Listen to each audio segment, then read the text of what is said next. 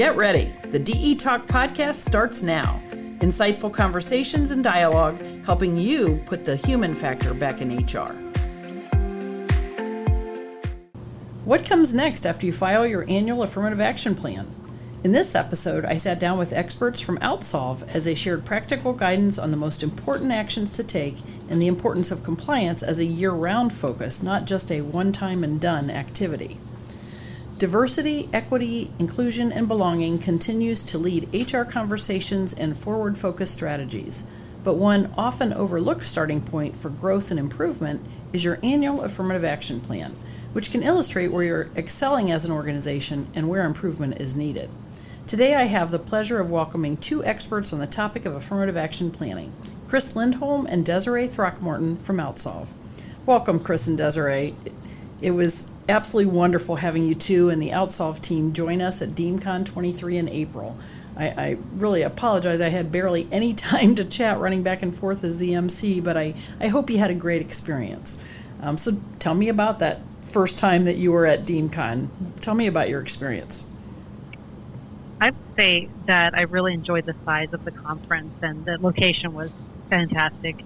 I think there was a lot of time in between sessions to, get to know your members and interact. And I felt like, the sessions had a lot of really quality content. You're not the first person that commented about the size of the conference. And, it does lend a great opportunity for people to really get to know each other. And somebody even commented that they look forward to meeting people and then talking with them year after year. So that I'm glad you said the same thing. So, Chris, what about you? I had a slightly different perspective from the side of, coming out of the pandemic. I think everybody's wondering, well, geez, what are conferences like now? Can people still go? And we were very pleasantly surprised by not only the turnout at the conference, but the way that it flowed, the way that people had a chance to interact.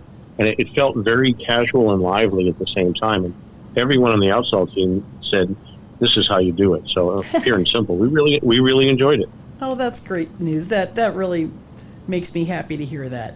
Of course, I might be biased, but I really do believe that our conference is unique from other industry events. I mean, from the lineup of speakers to the food and the networking, it creates an inclusive, inviting environment for members and guests alike. I don't know if you heard me comment about the vibe that I just felt throughout the conference. Everybody was engaged and happy and participative, and what else can you ask for? So let's dive into today's discussion, one that really speaks to my roots in HR, and that's affirmative action planning. In a previous role, actually a couple of previous roles, I handled this function, and it still holds a special place in my heart because of how much impact it can have on your actions moving forward. Whether you outsource your AAPs or handle them in-house, and I've done both, it's important to use them as a reference point and guide throughout the year, not just file it away and check the box. It's not one and done, and it's not a doorstop.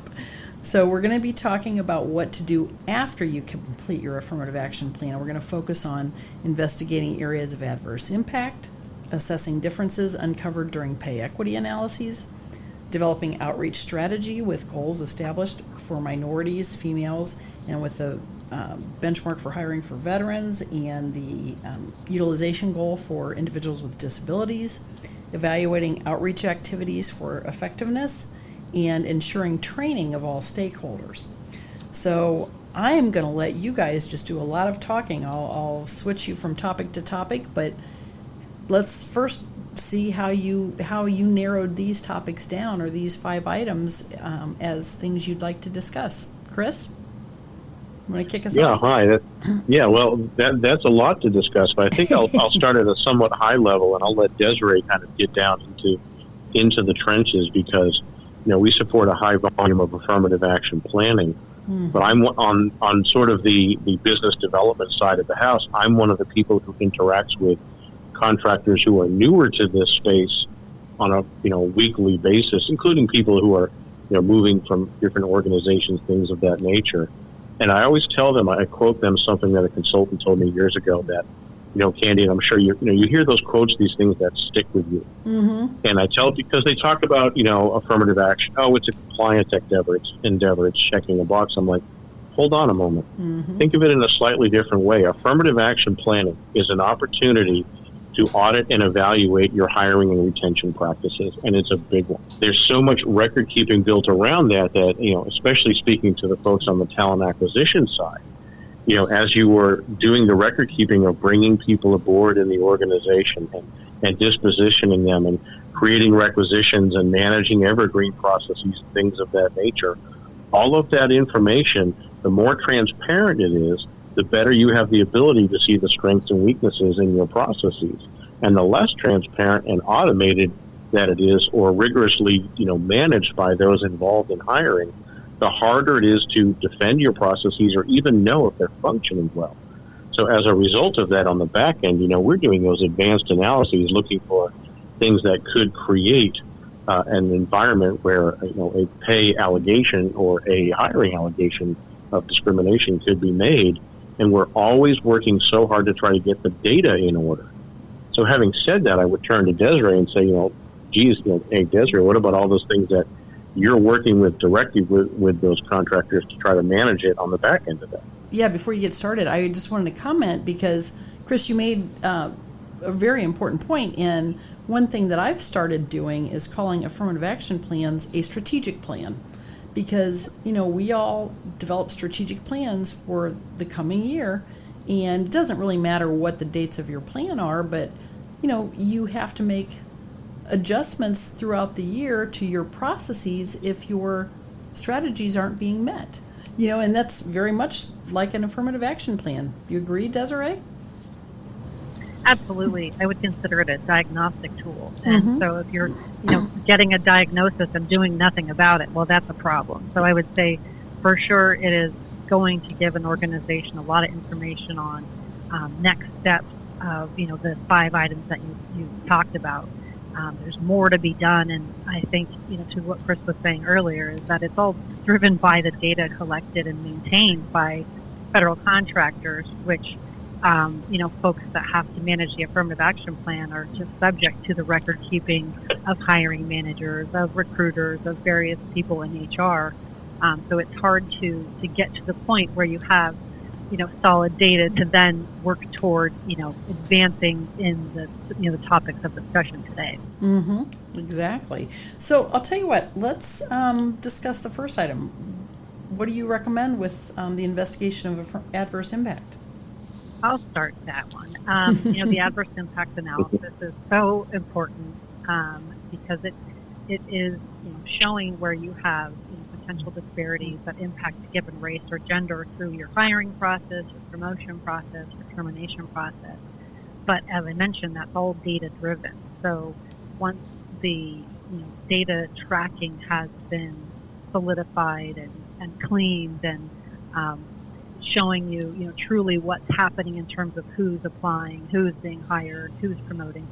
Once the data, the integrity is there, then you can really dig into the analysis itself to determine whether there are disparities to then investigate further to understand, maybe why does that impact flag for a particular race or gender.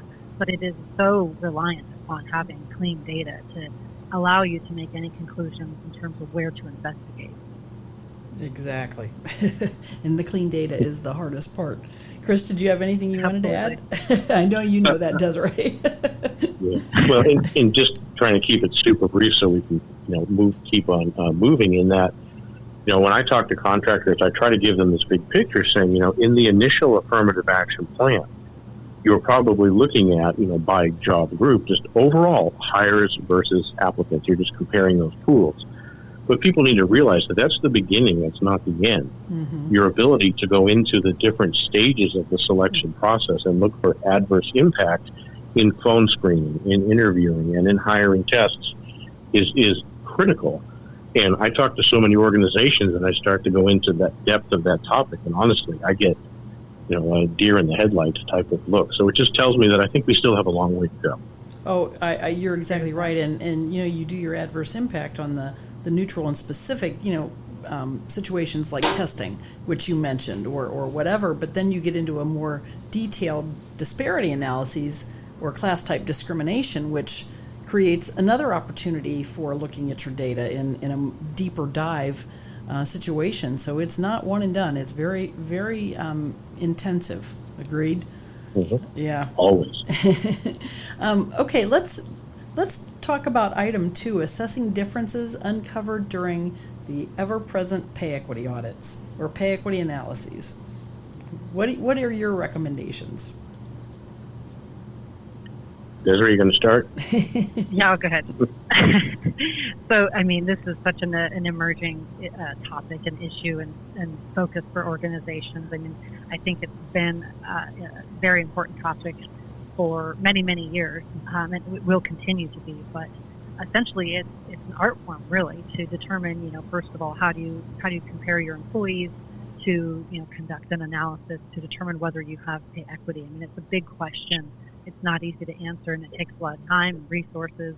But I would say, for me, in this area, I think that what's important in this item of assessing differences in your pay equity analysis is making sure that anyone in compliance has a solid, relationship and partnership with their compensation team, to be able to, understand how to compare the analysis and what to do about, areas where there are pay disparities. And we all know that you're going to have pay disparities, that it's okay to have people paid differently. It's a matter of, do you track the information necessary to explain those differences? And the one thing I always suggest to companies is, where possible, partner with TA and comp together to be capturing the factors that determine someone's starting pay. You're obviously evaluating someone at the stage of, applying to an organization, and you find, why is that person being hired? And, you're tracking them compared to others, and you have reasons for their selection and their movement into your organization. So use that information for the pay equity study to be able to show, well, this person was hired because they had, this certification or this experience, something that gives you just a little bit more depth to, the people that you're hiring, so that you can compare them with respect to the things that truly influence, differences in pay. Mm-hmm. I agree wholeheartedly. Chris, anything you want to add on that? Well, just again, I keep sort of going back to what I talk to people about on a regular basis, and I think this is a big one, because people ask me, because we're often on the phone with councils and VPs of larger organizations. They want to understand, what is my risk? And I often tell them, there are a lot of components of affirmative action that the risk is mostly around checking a box or identifying that you're doing something you're supposed to be doing. However, there are a couple of areas of true financial risk in affirmative action: pay equity and adverse impact. So I tell them, you really need a strategy, and with enforcement coming through not only OFCCP and its evolving efforts, but now coming down through state enforcement, and we know that EEOC is still in the background, planning for future strategy in this area, that you've got to have a plan, and you've got to talk about how you're going to proactively manage these things internally, because managing them reactively on the back end of an audit is much more painful. Even beyond the audit component, I'm just, you mentioned the state level approach, and states like California and Colorado that are requiring employers to post in the job posting, what the pay range is. I mean, that's kind of a game changer for employers to have to contend with their current employees, and A, to figure out the range, but then B, how do you answer the question when employees say, well, why is this pay range higher than what I'm making in this job? And we just had a story about a young lady in New York applying for her own job, because they were paying like $30,000 more than she was making. So, I mean, it is rampant. And, in California, you have various pay data reporting reports. Now there's one for labor contractors. I think Illinois has a report. There's a few other states. And that's, if you don't get it under control yourself, somebody will figure it out eventually. I used to literally break down all of my plans. I had 100 plans, and I literally broke it down about, 8 or 10 a month, and I literally had an Excel spreadsheet, and I knew I had to do an analysis on each of those establishments, and finish them each month. And then if I found, any of the locations that were later in the year that were on a seesaw, I automatically bumped them to the top. And I found a few issues here and there and got them fixed before the audit took place. And there were things that should have been fixed anyway. So, it's one of those things, even if you're not a government contractor, you probably have disparities in your pay, and it's wise and responsible to double check, just because if you don't have that partnership like you had suggested, Desiree, between compensation and talent acquisition, there are situations where people do get paid, inappropriately. And if you don't check it out on a regular basis, it needs to be, you won't have the opportunity to get it fixed, and it does need to be fixed. So, that's I agree. Yeah, it's a good practice to just kind of have a list of the sites you have to do this for, and have somebody with that responsibility. So, okay, so one of my favorite areas, we'll move on from pay equity because that's always a challenge, but just one more thing. I like doing cohort analyses, but I would always say to put your OFCCP lens on, because if it looks weird to you,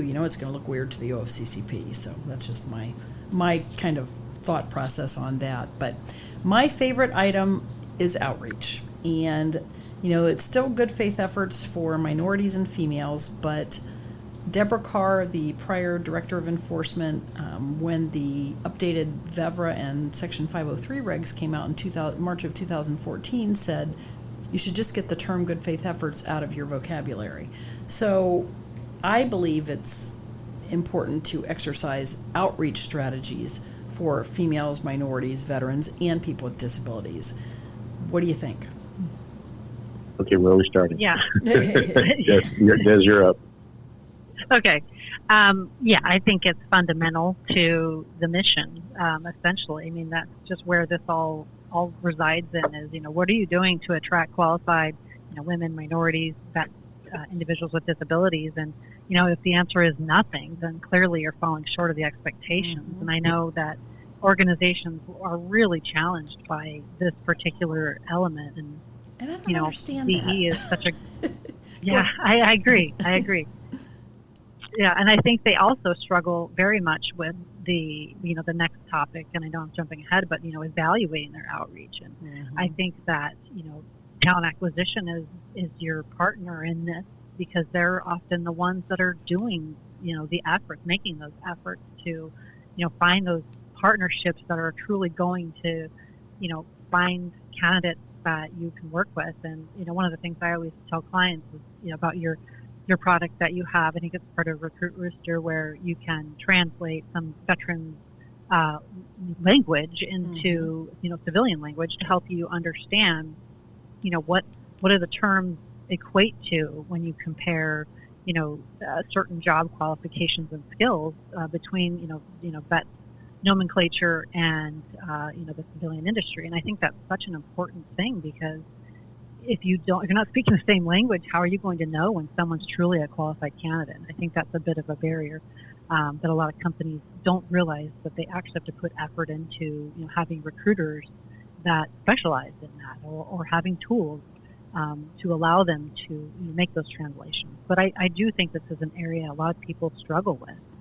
I do too, and it's been really interesting to watch just more and more and more of our members use our partner relationship manager, because all of those resources are there. We give them the resources, and when I was in a compliance role at my two previous companies, that was the thing that was so difficult, was trying to find people to network with and to try and help you meet your goals. So I appreciate the shout out, Desiree, but you're exactly right. That's what people need. I honestly believe that anybody in an organization can do outreach. There are plenty of people that have just a passion for working with certain groups. I had a guy in Birmingham that was a veteran himself, and he liked working with homeless vets, and we counted that as outreach. So Absolutely. Yeah. So, Chris, anything you'd like to add?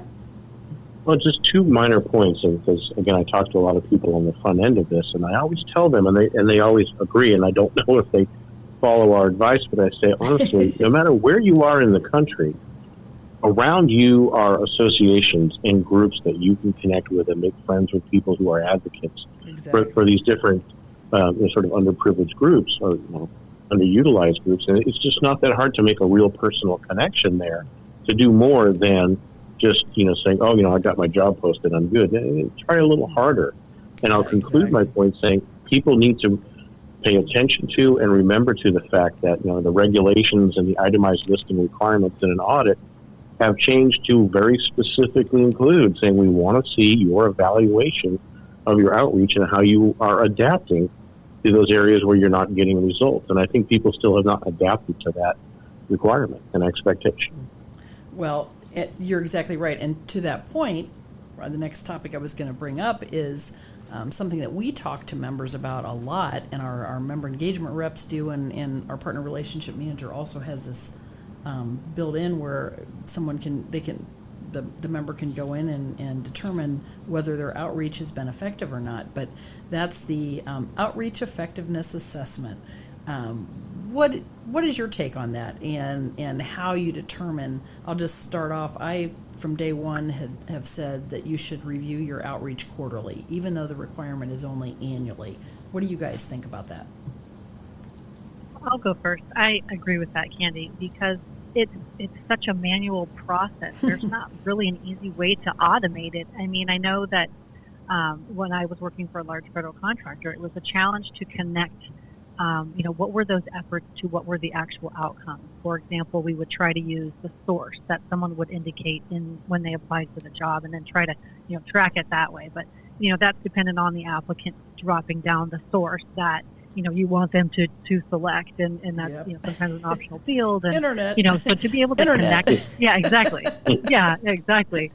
So they come through the Google or whatever. So I think that just connecting it to those hires is so hard because it's disconnected. And so I think you're exactly right. Doing it regularly would just break it down into more achievable sizes. And it gives you time to make modifications if you're not getting any results. Yep. So. Yep, exactly. Chris? I agree with that.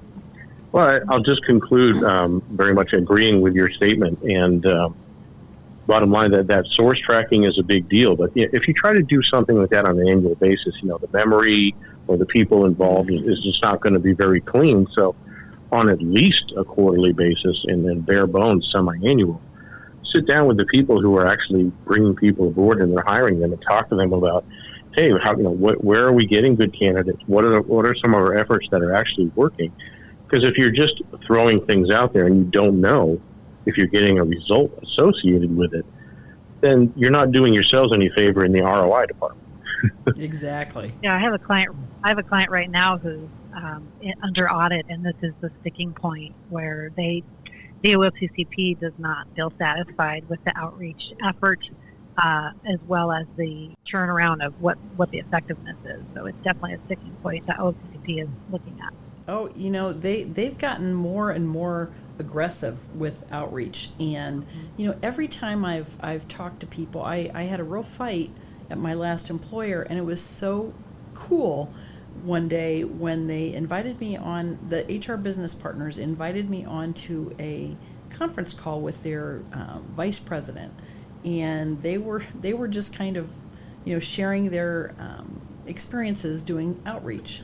And I was like, why am I on this call? Because I wasn't saying anything. And then finally they said, we really wanted Candy on here because we wanted, first of all, to apologize to her for telling us that we needed to do this. And second, we wanted to thank her because this has been so rewarding, like she said it would be, and really a lot of fun. And I was like, wow, I couldn't have asked for anything more. So, I think people, like you said at the very beginning, Desiree, people have this attitude that I don't want to do outreach. I don't have time for that, and really when you do it, what I found is, we all have days when you think, oh, if I have to go into the office, or I don't want to have to deal with that problem or whatever. And then you go out and you do your outreach and you go and visit a resource, or you have a meeting with them, or you just talk to them over the phone and you tell them some things that your company does. And then they say, wow, you don't know how lucky you have it. Or, how easy it would be to get people to come to work, like maybe people with disabilities or something, because you've really got a great company and it's so rewarding, and it kind of makes you feel really good about the company you work for. So anyway, last but not least, ensuring training of all stakeholders, which, I will argue is probably as important as items 1 through 4 that we discussed, but I think this is one that really falls short in a lot of organizations. I get requests for training probably weekly.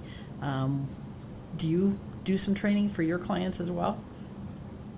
Yes, we definitely have different approaches to training for clients. It's not a one-size-fits-all, but I think you're exactly right. This is a very important part of it because, the stakeholders, whether it's the hiring managers, the recruiters, someone in compensation, it's a pretty deep bench of people who need to understand the requirements of sort of how do we make and achieve equal employment opportunity within our organization. So I think that it's different training for different audiences, and we train folks in recruitment and talent acquisition, but it's going to be a different training than we're going to have if we're reviewing it with hiring managers because they need to know different things. But they all have a huge impact, obviously, in the end result of the affirmative action plan itself. It is interesting. I actually would do training for the talent acquisition and HR business partners, and then I would give them just a short and sweet training to do for their facility leaders. And do you know that in one of my audits, I had the OFCCP request my sign-in, and my boss, to her credit, she said, you need to make sure you have a sign-in sheet. And I was like, oh, I don't need a sign-in sheet. Let me just tell you, I had the OFCCP request it, and boy, was I thankful I had a sign-in sheet for that particular audit. So, Chris, any other tips and tricks? Well, yeah, again, just sort of keeping it short, in my mind, the training element of affirmative action has always been interesting because it's always been very loosely defined. I mean, even prior to the updated regs in 2014, it would talk about training periodically or making leadership aware of things. And then after 2014, the veteran and disability regs were a little bit more specific about annual training, but because it's not something that has a deadline like an affirmative action plan or an EO1 report, and it's kind of nebulous about what exactly, what information needs to be shared, I think it's a little bit of a free-for-all. And I think this is that opportunity when they leverage, professionals like, direct employers and OutSolve, that they can really improve their position. But I'm a big fan of taking these elements for, say, leadership or for hiring processes and making it very digestible, meaningful content and keeping it simple so they might actually employ it or understand how to utilize it in their work life, because I think it's too easy to make it, okay, we did our training for the day, we walk away and you ask me about the next day and I won't even remember what happened. Yeah. And that's really unfortunate. It's like I said, I look at this as a strategic plan, and the information you gather as you go through the year, whether it's training or just experiences, that should build on the success moving forward. I like to see the companies that really take affirmative action seriously, just like a strategic plan. You have to do that every year because you have to be able to plot your progress for the coming year, and that's really what an affirmative action plan does. So I'll tell you what, it's been great talking with you today. I love sharing topics like this with you guys anyway, but one of the things I would just want to ask, is there anything else you recommend that employers consider after their affirmative action plans are complete? I have something definitely, and I've seen more of this lately, is I've seen a partnership between compliance and diversity and inclusion. And so I've really enjoyed seeing clients, partnering more within that space. And I think it's a great place to move together, to move forward together with that same information, rather than working separately with different goals and strategies. It's such a unique relationship that I think definitely should be in unison. So I've seen more of that and I've really liked it. So continue with that. That is just probably the best point that we've made during this entire podcast. One thing that I even recall it because I've been in the DE&I group and compliance, affirmative action planning, and then my other employer, they were separate. And the DE&I team always seems to get more recognition, more attention in a company because that's not compliance, that's something that is just good for the company to do. And affirmative action is kind of seen as, oh crap, it's just something we have to do. But, if you're doing your affirmative action planning correctly, your DE&I statistics are really appropriate based on the labor market area in which you do business. But I wholeheartedly agree, if you can work together and support one another, you're 10 steps ahead. So thank you, Desiree, for bringing that up. That's a huge shout out. I wholeheartedly agree with you on that. So, Chris? Oh, and thanks again for having us on. I'll just conclude by saying I think it may be one of the hardest things to do, but the better an organization can build a model to maintain and manage these processes and share information in a meaningful way continuously is what's going to bring you real results. And my fear is always when I talk to companies is that when they just kind of do one and done for any of these activities and they don't build a continuous model that they can manage and relate or even, and share even if they leave the company, that things just get forgotten. And so continuity and leveraging that technology is really valuable if they can make the effort. Oh, we see that a lot too. Yeah, very good point, Chris. Thank you for that. All right, so we end every podcast with a rapid fire question. So I'm going to go through a series of short, fun questions before ending today's conversation. So all you have to do is say the first thing that comes to mind. And I'm just going to say your name and you don't know who I'm going to ask first. So are you ready?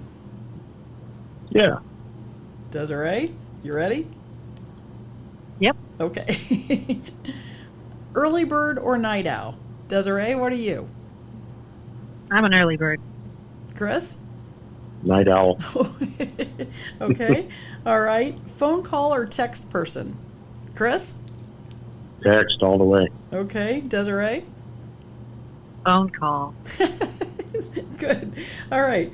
List We're 5. opposite. I know. So list 5 things that make you happy. Desiree?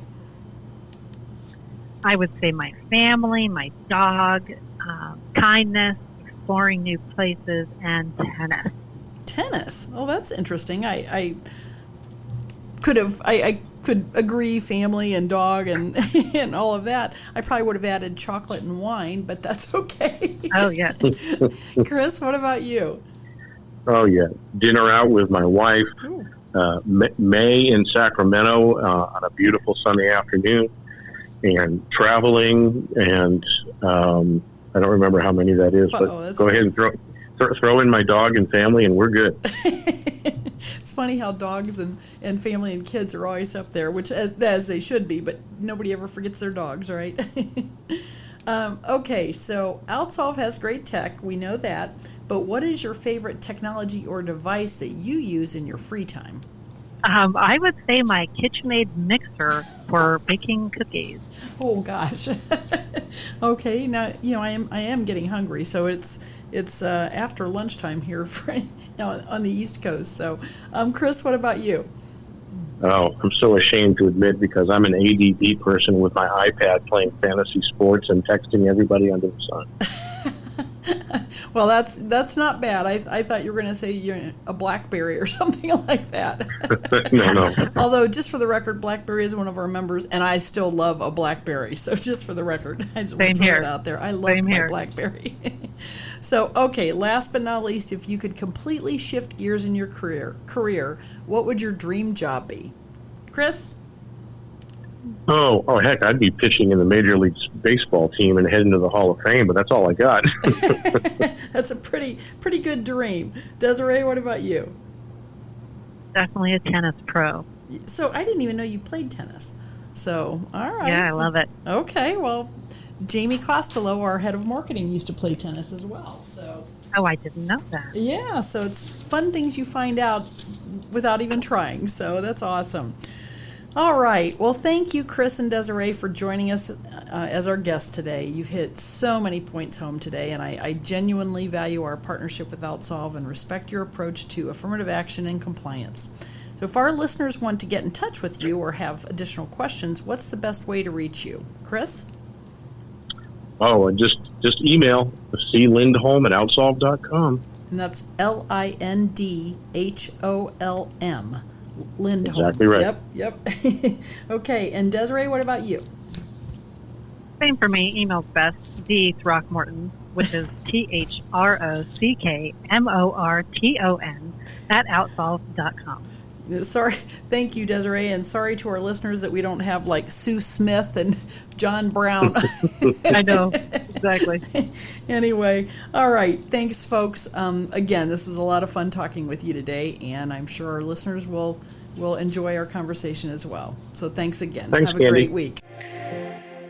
Thank you for tuning in for another episode of the DE Talk podcast. Stay connected with direct employers on Facebook, Twitter, and LinkedIn, and subscribe to our emails by visiting directemployers.org/subscribe to receive notifications of new episodes, webinars, events, and more.